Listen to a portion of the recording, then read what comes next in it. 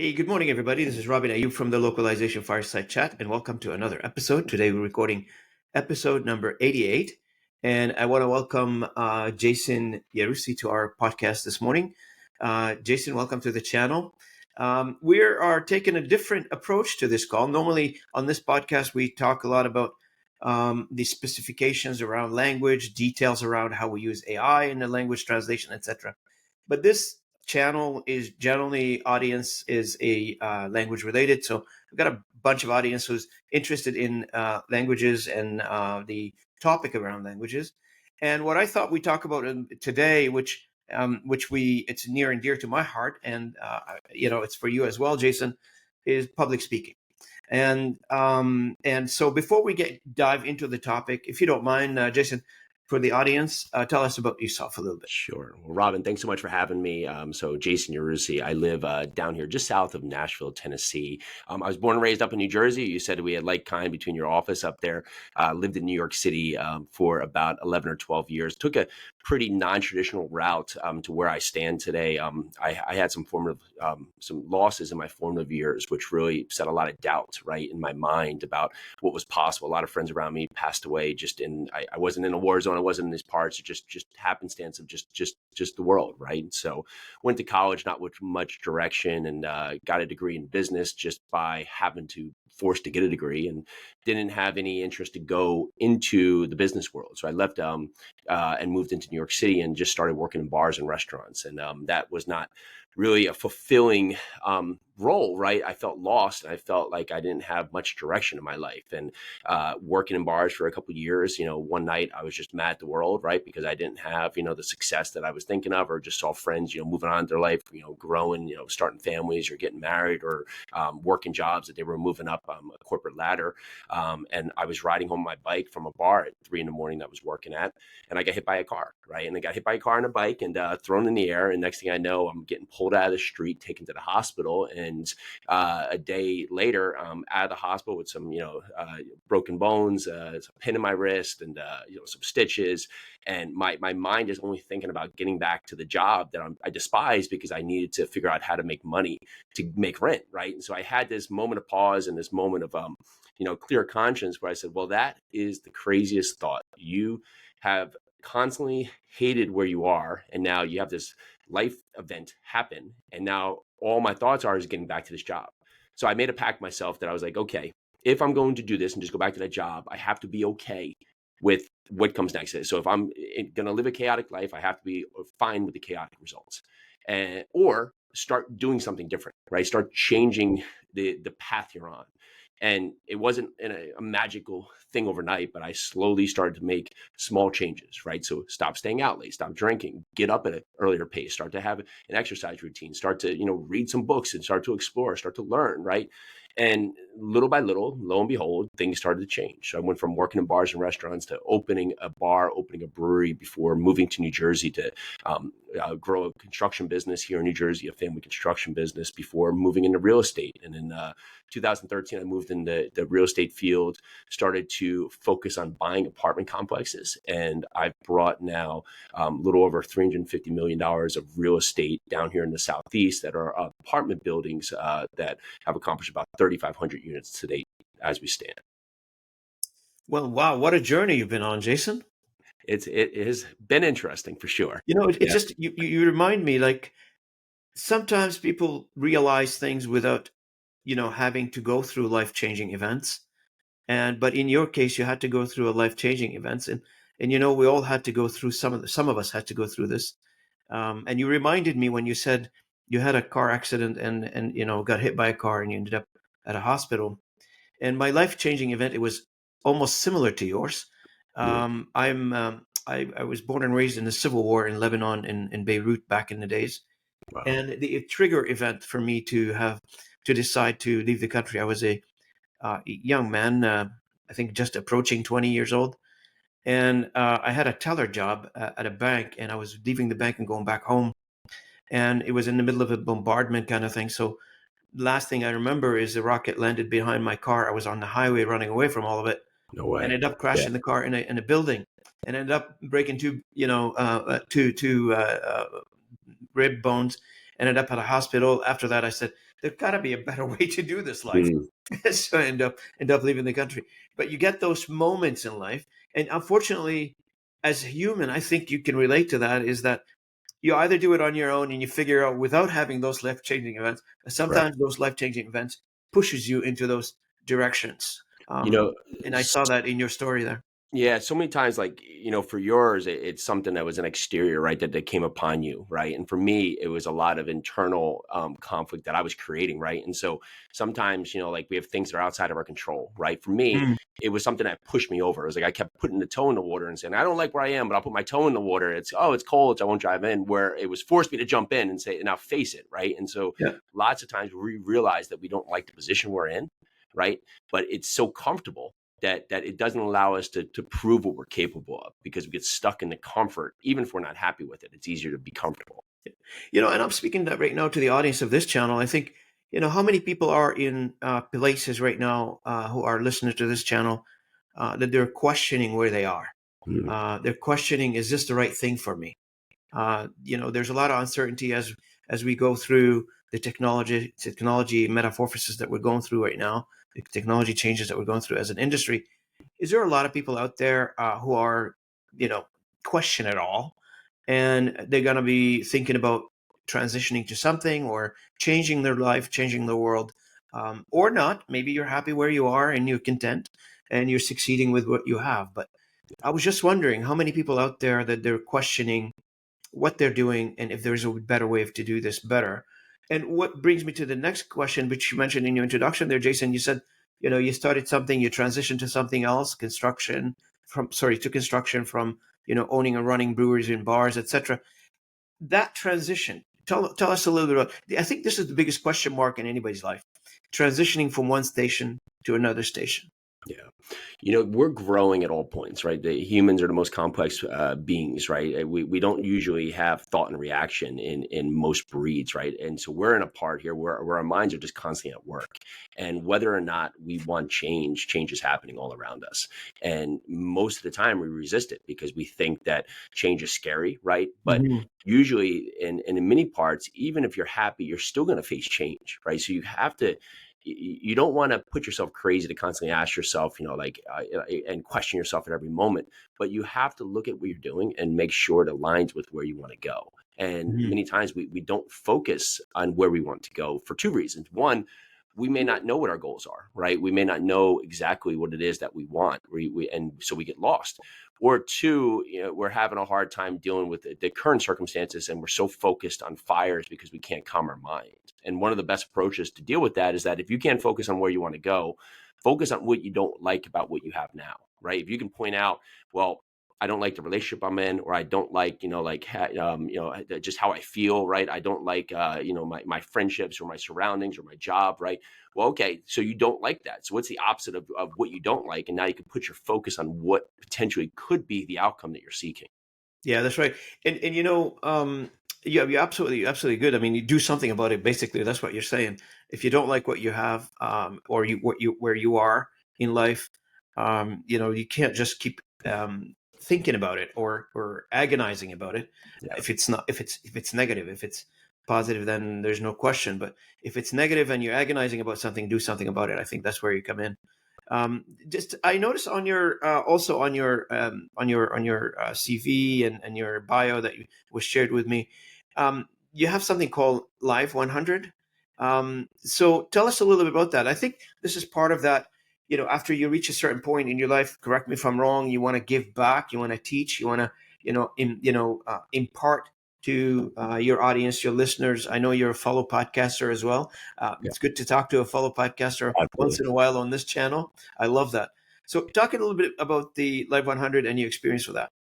So as we've grown and we've found success, right? And I met my wife, and we've grown a great family, and we just have really created a life that honestly a decade ago it wouldn't have been in front of me, right? And so I've had a lot of people come in front of me and just ask me how we did it. So I started looking back at my journey, right? Because many times you're just facing an obstacle and just figuring it out or retreating, right? And so we faced obstacles and then we grew through them, and then we faced the next obstacle and grew through them. So I started looking back at it, right? And we came up with Live 100 that's built on 3 blocks, right? 3 foundational blocks: breaking the bad habits that no longer serve you, so you can build the momentum to magnify the future that you deserve, right? And you usually have to start in the breaking the habits section. And that was the pinnacle war.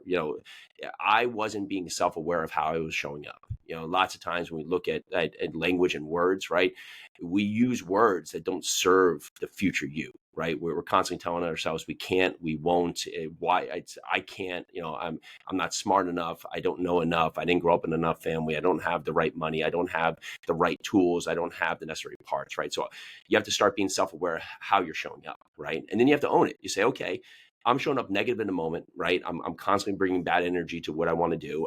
I'm not positioning myself right? And as you own it, then you can start positioning yourself for greatness, right? And that's a lot of the first block of breaking the habits, is putting yourself in a good position to start becoming the person that you truly can be. Because inside of us inside of all of us is the potential to be what we choose to be, right? We're For sure. not so far away from people that are doing great things, right?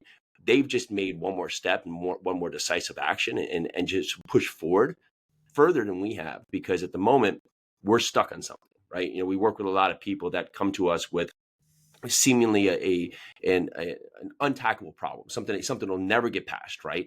And after a few weeks we get past it, right? And then after a Mhm. few months it's a speed bump, right? Because it becomes such a small thing because of how they've persevered through it, that now we're on to the next higher point of the mountain, that we're facing the next obstacle. Yeah. And that's part of just growing through the and progressing through the obstacles, because that becomes the person that you're meant to be. And so through all this, I know you've been doing a lot of public speaking out there. And so, is this the core philosophy of Live 100? Yeah. Is that what it is? It is. Yeah. It's built on 9 principles that are on the 3 foundational blocks. And it helps people really just create their starting line, because usually we think we need something else to get started, right? When I take this next class or this next course, or when I do this next thing, right? But really, your starting line is everything you need. And action dictates your future growth, because what I found in my life is that when I was seeking the answers, I was constantly never getting the answers. And what I learned from that is that because I wasn't uncovering the right questions, right? So of course I can't get the right answer if I'm not learning the question. And when I constantly explored for learning better questions, what showed up? The answers, right? And so when you start to replay it, is that it's not always the answer that you need, is that you learn how to start learning again, learning how to explore again, and that starts to bring everything you're looking for. Absolutely. And I notice you also have something called 432 one day, one the day. So talk a little bit about that. How do you maintain like the focus and motivation? I know, like, I use that quite a bit. Like you don't need all the tools in the box here to start building something. You have the will. You start building, and the tools will show up, and you come across them, and you start building something. And my staff and everybody, tells me, and my colleagues tells me, it's like you don't need all, and I agree with you 100%. You don't need all the answers before you start something. Just get started, and the answers will start crystallizing to you. So, because if you analyze to death certain situations, you're never gonna get started. 100%. Perfection can be the enemy of progress, right? Because we're constantly trying to refine something before we do anything, right? And Mm. sometimes it's within ourselves, or sometimes it's within the product we're doing, right? Or just the relationships. We're trying to seek this perfection, and the truth is that it's never going to be final, right? There's always something you can grow upon. So if you're in that part where you get away from the goal and get to the actions, right, you start building it. And for my life, when I had to start making changes, I found that the recipe was for me to start controlling the morning, right? To get up early and start really taking back my morning. And Mhm. with that, I started getting up at 4:32 a.m., right? Because I found if I said I was going to get up at 5 o'clock, well, then I'd hit the snooze, maybe 5:10. Or if I said 5:30, then I would hit the snooze button, be 5:45. It just didn't mean anything to me. So it didn't matter, right? But if you're basically losing the first moment of your day, right, then your mind says everything else can have maybe later part to it. So I started getting up at 4:32, 4, 3, 2, 1, go. Because I found the second you get out of bed, you never get out of the bed and hit the snooze button and then get back into bed, right? Once you're out of bed, you're out of bed, right? So it's that first moment, that first decision to say now and just get up and go. And so you get up, you go, I'd have a glass of water, I'd go out, I'd meditate, I work out. And then at that point, I'd come back in. My wife's getting up, my kids are getting up. And now I'm clear minded, I'm focused. I've now taken back my control of myself. And then as the day goes, I can get them off to school, I can go into the office, right? And now as things come up that are not ideal, I have a clear mind, I have a clear conscience to go and focus with them. And what I found was the big change is that I used to wake up in chaos, right? You'd wake up late, right? In any part. So now you're late. Now you're rushing. Maybe you go grab something that's not great because you're just rushing to eat something. You don't feel good. You get stuck in traffic. Now you're mad at the world because you're in traffic, as if anybody wants to be in traffic, right? You get to the office and you're constantly frazzled because your whole morning's been frazzled, and then everything past that is a fire for the rest of the day. And you get to the end of the day, you're stuck in traffic on the way home. You get home and you sit down, you watch Netflix, you're like, never again. And then you do the same thing the next day until you change it. 432. I like that one. 4-3-2-1 go. I love that one. Yeah, For many people, they think I'm strange because I start at 5 o'clock. Here, I met somebody who starts at 4:30, that's which it. is great. Yeah. So is this like what helps you challenge yourself? There's a certain point where discipline is important because people talk to motivation, right? But if I waited for motivation to show up, I wouldn't work out, 80% of the days, right? Because it's not something that's there usually when you need it, right? And a lot of your growth patterns are based on doing things today to serve the future you. And that's where discipline can really serve you, right? Because it can serve you to do the hard things that potentially you really want to put off to the next day. And for a lot of us in business, like you come in there with an agenda each day, right? And say you have 10 things on your agenda or on your to-do list, you'll typically trend to the easier stuff because it's, oh, let me just get this out of the way. But it's usually serving your mind that you don't face the hard thing. And so you put off what's really going to carry you forward in your business and your life. Where if you just turn everything upside down and focused on the three hard things at first and got them out of the way, each day would progressively grow to a greater extent because now you've accomplished things that help you grow, but also are carrying you forward to the person that you need to be. Absolutely. And one of the things that also I was intrigued to hear about you is that you're an ultra runner. Can you Correct. can Yep. you elaborate a little bit on that one? So do you like to run? And by the end of it, I got to ask you a question: how do you maintain good knees without really without really hurting yourself? Yeah. I couldn't. I've found I get that question a lot. And the more I run, the better I feel, my knees feel, right? And so I started running as we'll say a in gap because as I was saying, I was in New York City. I didn't have a lot of friends that were now single and or were available to play basketball in these parts. So I just started running as this like last resort. So I started running marathons. I think I ran the New York City Marathon, my first one in 2008. And then I started running a series of marathons. And then over the course of years, I think it was 2017, I came upon ultra marathons, where basically anything that's longer than a marathon distance, which is 26.2 miles. So I found a 50-mile race, right? That was up in Ithaca, New York, which, Ithaca is all mountains, right? So I think there was like 12 or 13,000 feet of elevation. And I just started running more just to say, okay, well, let me go try this, right? And what I found was the great lesson there is that sometimes you have to mentally prepare your mind. They say like ultra marathons, like the for like 100-mile race, the first 50 miles is your legs, the last 50 miles is your mind. And as I started to do this, I said, well, I have no idea how to run this race, so I'm just going to start running 6 miles every day. And so what I did is I disciplined myself that every day I was in New Jersey, I would get up and I would run 6 miles, whether I was, feeling great, not feeling great, sick, my knee hurt, my eye hurt, anything, right? It was raining, it was 100 degrees. I started doing that. And I showed up for the race and I said, okay, let's kind of see what happens. And what I came to is I made an agreement myself that I would run the uphills and then I would keep my feet dry. And if I did that, I would have a very successful race. Well, the third mile in, it was so steep because we're in the Ithaca Mountains that you couldn't run because there was like rocks. So I was like, okay, well, that's out. The fourth mile in, because I never look at the tracks, was the first of four rivers to cross. So I said, okay, well, new rule is no rules. Sometimes you have to break the rules and just go out there and just uncover what's possible by doing it. And so that Yep. started my journey to run ultra marathons. And in 2020, I ran about 2,500 miles. I did 18 marathons in a month and done a lot of running. And it served a lot of it served my mind as much as it served me as an exercise capacity because it's one of those freeing moments that for most of us, when we're dormant, or we're at place, or we're at our office, like 100 things going on, phones ringing, emails coming in, you're in meetings, you're in these parts, and your mind never has this time to just stop. And that's Absolutely. part of the early, but part of running is that your mind generates the best thoughts, in my opinion, because you're out there where your mind is available again to explore without being Mhm. constantly pinged by some alert. So tell me, you have something called the Bottle John effect. Yeah. So what is it, and how do you apply it? Action can serve a series of life events, which is very interesting. So I was working at a bar in New York City, right? And it was Yep. actually it was the same bar pre actually getting hit by the car. And the bar started out as a small little outside bar, right? Just serving a couple drinks, very small. Well, it continued to grow and continue to grow, and it was open till 4 a.m. And over the course of a couple things, it had grown tremendously. But because of it being an outdoor bar, it would close at all different times. And so the owner, his name was Captain Krevy, because it was out in a barge, had a horrible time keeping staff to clean up at the end of the night. So every night, the next morning would just be a disaster.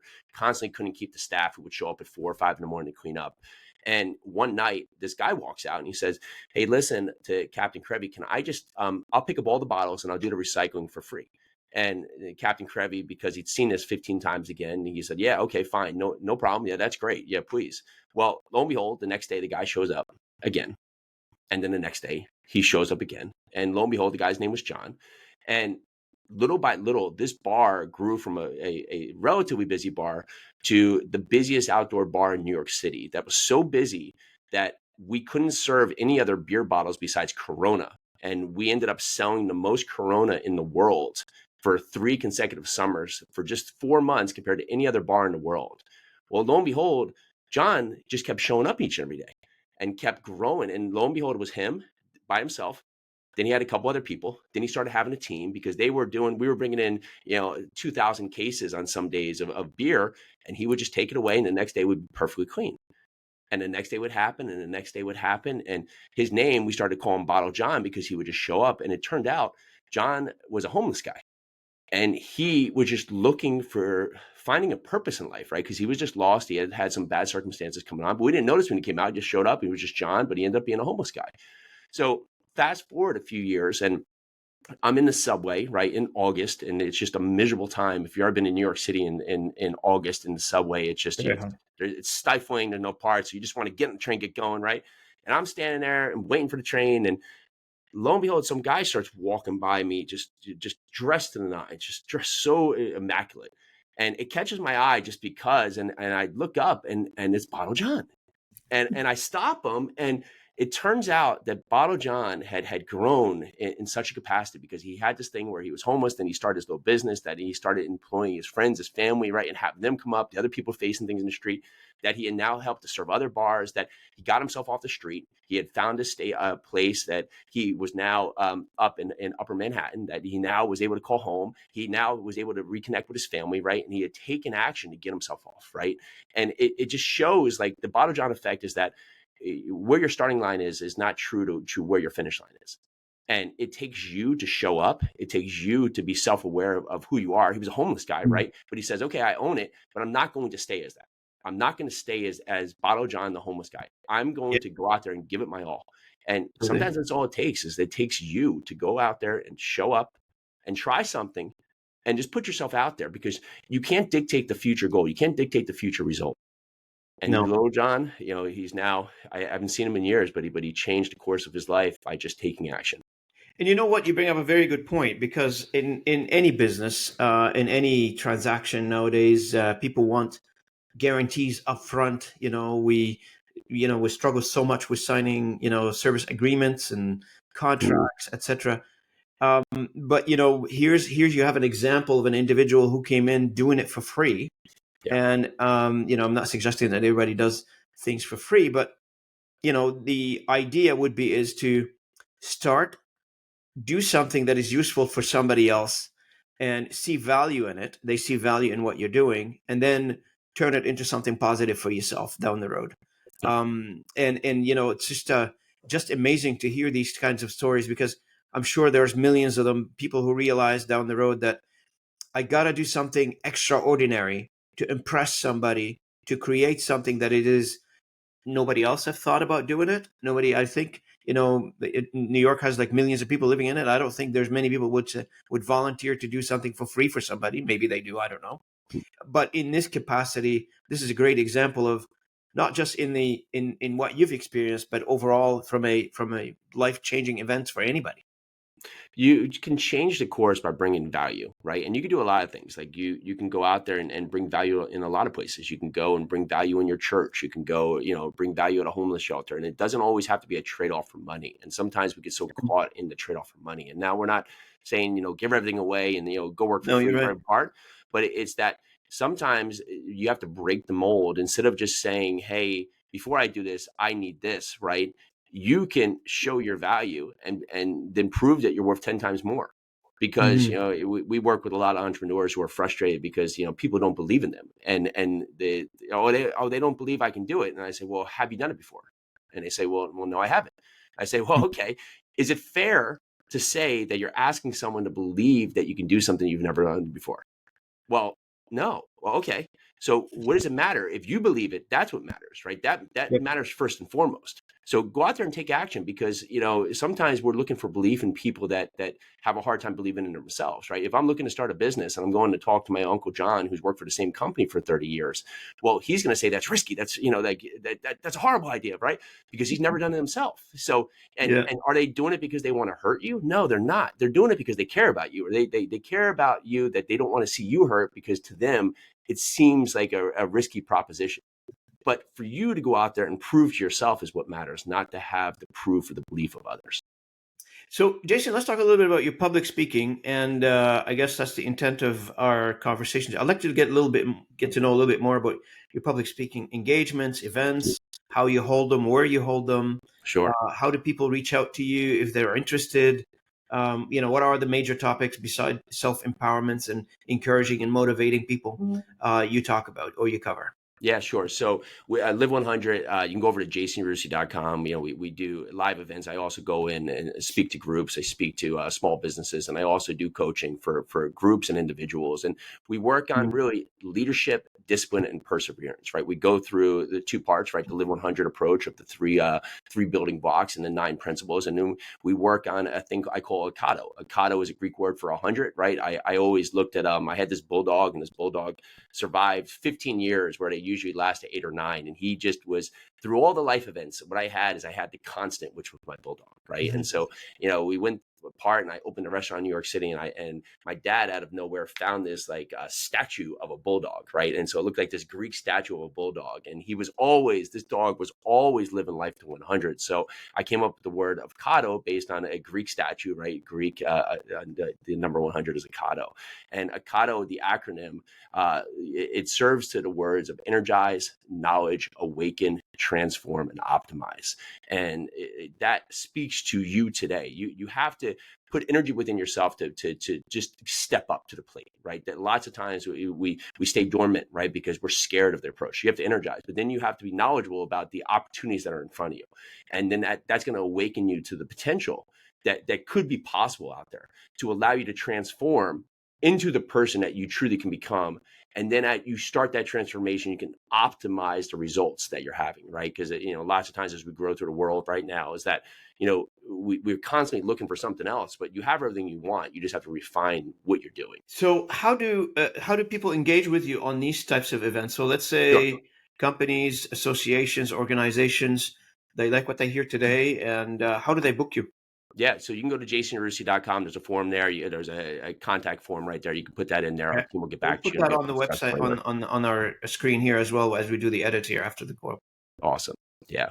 Yeah. So any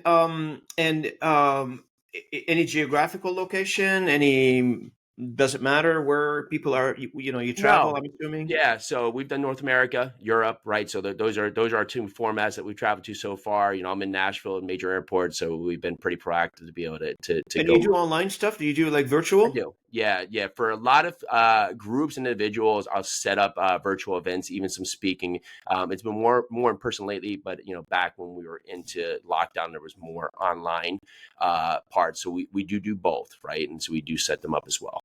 Oh, absolutely.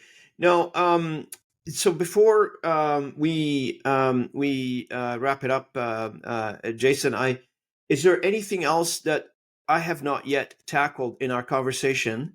And I'm hoping I covered the highlights of your career. I guess we talked about real estate, we talked about your running, and we talked about your initial start, I guess, and how you got to where you are. Congratulations on such a great success where you are right now. Thank you. I wish you nothing but the best and continue success forward. Is there anything else I haven't covered? We've done a great job with discussion today. I appreciate the great questions and the great talk track. I'll leave with one thing is that typically, we're at a point right now that I always call the starting line, right? In like 5 years, you're going to be at the next starting line of where you want to go, and you have three options, right? You have three options: do nothing, right? And so the do nothing is typically going to leave you in the same place or sometimes the worst place than where you are, right? Or you can take a step, right? Because that's what it is. Like typically we're not jumping off a 10-story building, we're taking a step off the curb, right? So we can take a step and then that's going to lead to two results. Either it's going to be in the absolute wrong direction, right? And you say, okay, well, that was not the right step. So what can I do to pivot to something closer to where I want to go? So we've now learned something, right? Or you take a step and it's the right way. It starts feeling good. It starts to be even apart. And now you start taking the next step and the next step and you start building that momentum.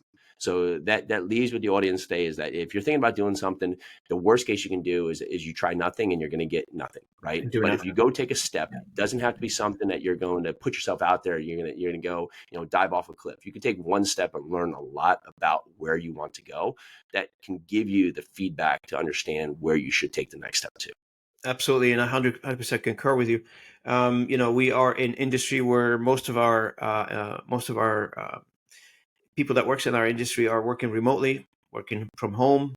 They and especially post COVID or during and post COVID, the work from home, it's prevalent everywhere now, Mm-hmm. and people are looking for positive messages in their own space. Because when you go to an office, you probably get that from your colleagues or you frequent, your conversations that you're having with people. But most people are working from home now, so any encouraging messages, any empowerment messages to those individuals will be grateful and be helpful as well for them. So maybe there are some events that our industry can take you on and bring like some virtual connectivity to them using those messages that you talked about earlier. It's an industry that's really built on, I want to call it like a very boutique kind of a way of working.